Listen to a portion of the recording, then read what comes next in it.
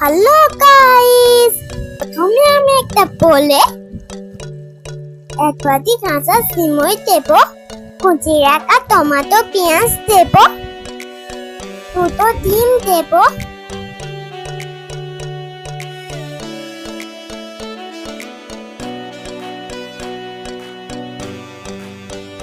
পরিমাণ মতো নুন, পরিমাণ মতন হলুদ গুঁড়ো, লঙ্কা গুঁড়ো, জিরে মরিচ,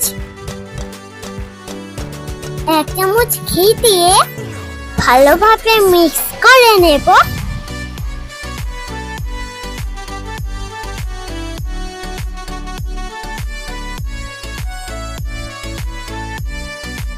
তারপর একটা ইডলি কড়া নিয়েছি, সবকটা খাবে খাবে তেল দিয়ে দেব।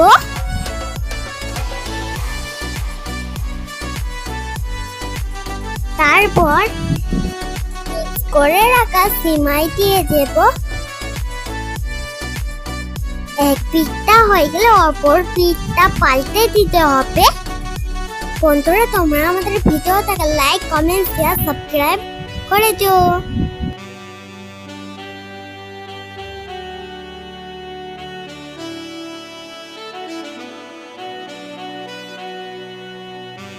সিমাইয়ের ইডলিটা হয়ে গেলে আমি একটা পাত্রে তুলে নেব। সিমাইয়ের ইডলি খেতে অসাধারণ হয়েছিল।